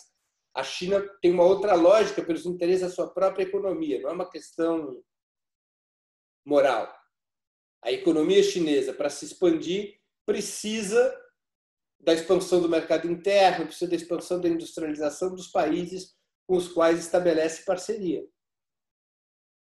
Então, eu não acredito numa simples substituição do modelo imperialista, ou seja, do ator em um mesmo modelo imperialista. Eu acho que a China traz embutido uma outra possibilidade internacional. Agora, os países não podem agir de outra forma que não soberana em relação à China. Os países têm que fazer acordos com a China que imponham limites ambientais, defesa dos povos originais, acordos que garantam os direitos populares, que garantam a economia local, que garantam a autonomia frente à China. Então, eu respondo com isso também a outras questões de outros companheiros e companheiras. Ou seja, não se pode ter uma relação subserviente em relação à China. Não se pode substituir a subserviência das classes dominantes em relação aos Estados Unidos por uma eventual subserviência das classes dominadas frente à China. Não seria uma boa resposta. Embora a China tenha uma outra natureza na sua política externa, na sua política econômica, é necessário saber sempre que a China faz negócios à China. Ou seja, negócios que interessam à China. E, portanto, é fundamental nas negociações estabelecer limites, contraposições, contrapesos, controles, para defender o interesse nacional, o interesse dos povos originários, os interesses ambientais, frente à dinâmica avassaladora da economia chinesa. A companheira Martinho me faz uma pergunta genérica sobre qual é a saída em relação à experiência chinesa. Eu acho que a China nos mostrou uma coisa importante ao longo da sua história. Só é possível ter soberania nacional com revolução popular. Não é possível soberania nacional sem revolução popular. Não seria possível a China ser o que é hoje sem a Revolução de 1949. Não há um caminho processual que leva um país da dependência à soberania sem revolução. Essa é a grande lição. É difícil, mas é essa a lição. sem revolução popular, sem que as classes dominantes atuais, a burguesia, as oligarquias, sejam apeadas do poder e substituídas pela classe trabalhadora, não há possibilidade de soberania nacional e de construir um modelo de desenvolvimento que atenda a maioria do povo. O capitalismo intrinsecamente hoje é excludente. E ele é antissoberanista na periferia do sistema. É preciso revolução popular. Ou teremos força para construir uma revolução popular, ou nós não teremos soberania nacional, penso eu. Portanto, a saída é a revolução popular. É difícil, pacas, mas é a saída que paira sobre os nossos ombros. O professor Reis fez um conjunto de questões sobre educação. Em primeiro lugar, a China, ela hoje reconstrói um sistema público de educação. Hoje o sistema chinês é um sistema bastante complexo, porque ele tem universidades públicas, ele tem sistemas privados, ele vai reconstruindo um sistema público que chegou a ter até os anos 80. Esse sistema, nas reformas, se permitiu surgir projetos de ensino privados, não é? Que pudessem formar os técnicos e os profissionais universitários necessários para o desenvolvimento econômico do país. A abertura alcançou também o ensino. A China tem educação privada, mas com o crescimento da economia, com o fortalecimento do Estado, vai se construindo um sistema público, especialmente nos graus inferiores à universidade, e vai se construindo universidades públicas. A China, à medida que se desenvolve, vai construindo um sistema público, vai aumentando seu investimento em educação e vai direcionando a educação para aquele planejamento soberanista desenhado pelo governo chinês. Ela vai construindo uma rede pública de ensino que vai, aos poucos, talvez atingindo também a universidade, não só para garantir maiores oportunidades ao povo chinês, as oportunidades de atingir níveis educacionais maiores, mantendo a alimentação da economia com quadros qualificados, mas também integrando a educação como uma das ferramentas fundamentais desse projeto contra-hegemônico para o centenário da Revolução Chinesa. Sobre a questão da entrada da China na América Latina no Brasil, é o que eu já respondi. Ela é boa, ela é positiva, porque ela nos dá condições à América Latina e ao Brasil de fazer a disputa contra o imperialismo estadunidense. Mas não pode ser uma entrada submissa, nós não podemos trocar uma submissão pela outra. Precisa negociar duro com a China, estabelecer condições, limites, contrapartidas. Os chineses são negociantes milenares, são experientes em estabelecer sua vontade, em analisar, em impô-la sobre os caminhos mais distintos possíveis. É necessário negociar soberanamente com a China. Não se pode negociar com a China sem defender a soberania nacional. Sobre os militares chineses, lembremos que há uma integração plena entre partido e exército na China. A Revolução Chinesa, a chamada Guerra Popular Prolongada, foi conduzida pelo Partido Comunista Chinês, que criou seu braço armado, que é o Exército Popular de Libertação, que são as Forças Armadas Chinesas. Então, eles têm um papel militar e ideológico muito importante. Ou seja, o exército chinês ele é comandado pelo Partido Chinês. Inclusive, a comissão militar do Partido Chinês dirige diretamente o exército sem passar pelo Estado, o que é uma inovação no sistema político. O partido dirige diretamente o exército. O exército é o braço do partido. Exército Popular de Libertação, que foi o exército que foi sendo constituído pelo Mao Tse-tung ao longo da longa marcha. Ao longo da longa marcha é cacofônico. Ao longo da grande marcha fica melhor. A Vitória pergunta sobre o legado chinês. O legado chinês é a Revolução de 49 e tudo o que foi possível fazer depois disso. Sem a Revolução Popular não existiria legado chinês. A ideia de que é possível uma via chinesa sem revolução seria uma ilusão. Portanto, a base da construção chinesa é a Revolução Popular de 1949. Tiago pergunta sobre o Black Panthers. Black Panthers, de fato, tinha uma forte inspiração maoísta. O Black Panthers buscava beber em várias fontes da luta anticolonial.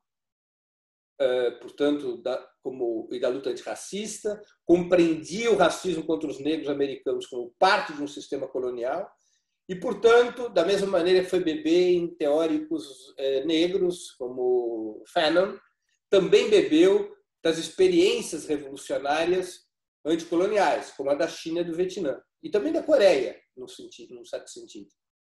Então, havia uma inspiração maoísta no Black Panthers, embora as relações dos Black Panthers com a China tenham sido relações superficiais. Os Black Panthers tinham relações mais próximas com os cubanos por proximidade geográfica, né? Com a China era uma relação mais difícil. Sugiro até que essa ótima experiência de vocês, essa ótima iniciativa que é a Escola Luísa Marin, ela construa um curso sobre os Black Panthers. É um curso muito interessante de ser feito.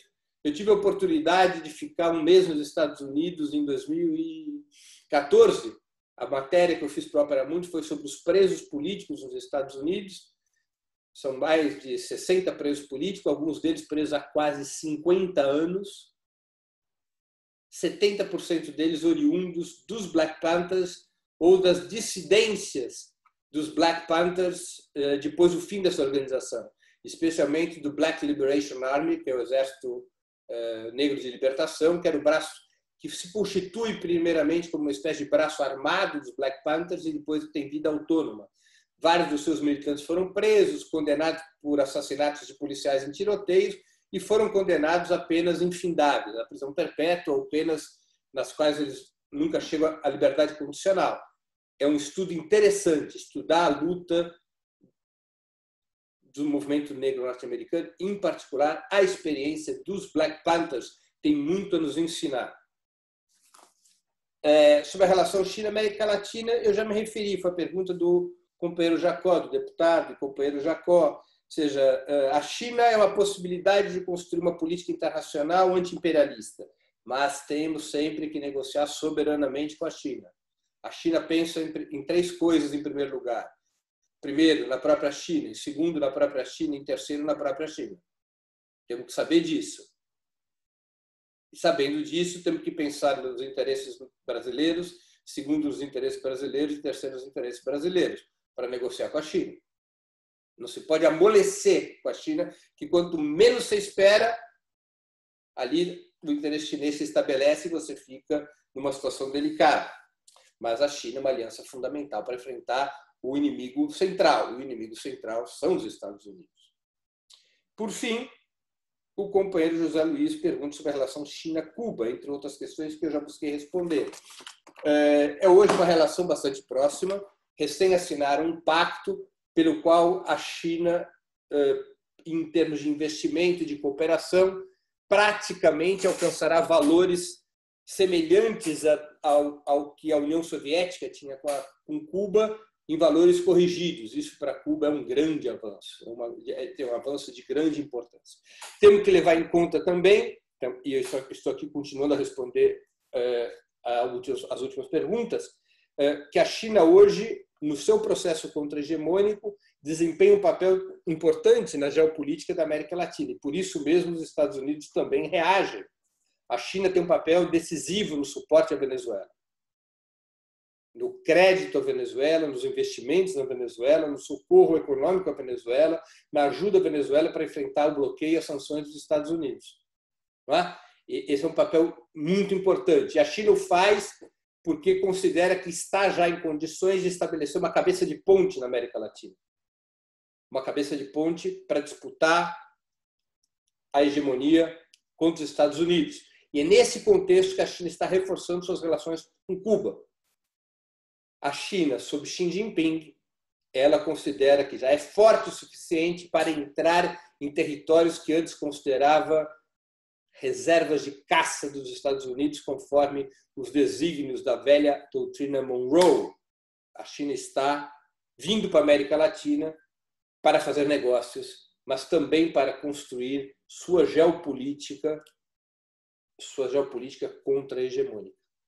Termino aqui a resposta às questões que me foram colocadas dentro do prazo que a gente combinou. Eu espero que tenha sido satisfatório a exposição, o debate, a resposta às questões, e que possa ajudar os companheiros e as companheiras dessa belíssima iniciativa, dessa jornada nacional, da Escola Luísa Marim, no debate sobre a questão chinesa, que efetivamente é uma das questões mais relevantes da nossa era em termos de política internacional. Agradeço especialmente a Cláudia pela moderação, pela mediação, agradeço aos companheiros que me convidaram. Eu estou sempre às ordens para esses e outros debates em que tenhamos assuntos nos quais eu possa colaborar. Ok, Breno, não tenha dúvida que foi um momento maravilhoso, muito rico em informações, né? A prova está no chat, todos os companheiros aí maravilhados, as carinhas aqui, a gente vê as vibrações, o sinal de positivo, então estamos assim agraciados pela sua presença. Você é um ser maravilhoso, comecei a te seguir, tem pouco tempo, mas em todas as redes sociais, eu estou lá te seguindo, onde eu puder levar o seu nome, eu levarei. Parabéns pela brilhante participação, em nome do Coletivo Nacional do PT de Todas as Lutas, agradecemos as suas contribuições e dizer que nos coloca à disposição, sempre que precisar, que puder estar conosco nesse momento de formação, será sempre bem-vindo. Muito obrigada. Nesse momento, quero estar agradecendo a participação de todas e todos, dizer que a nossa formação continua amanhã, às 9 horas. Nós já disponibilizamos o link no chat, né? Todos aqueles já receberam também através do WhatsApp, através de e-mail. Algumas colaborações, algumas bibliografias também foram por e-mail. Caso alguém não tenha recebido, estamos aqui à disposição. Nossa formação está sendo gravada e será transmitida no nosso canal do YouTube, do PT de Todas as Lutas.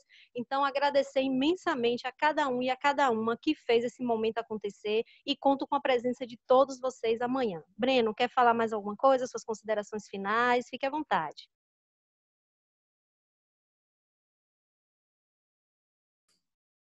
Não, só um último agradecimento mesmo a vocês todos. Eu tenho um novo compromisso agora às 5 horas, eu tenho um intervalinho para almoçar.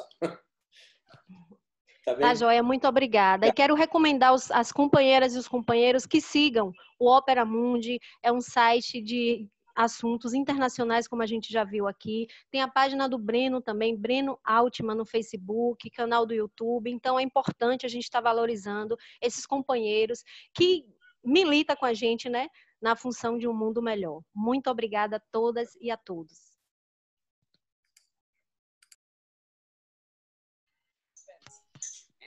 Obrigada, gente. Podem falar.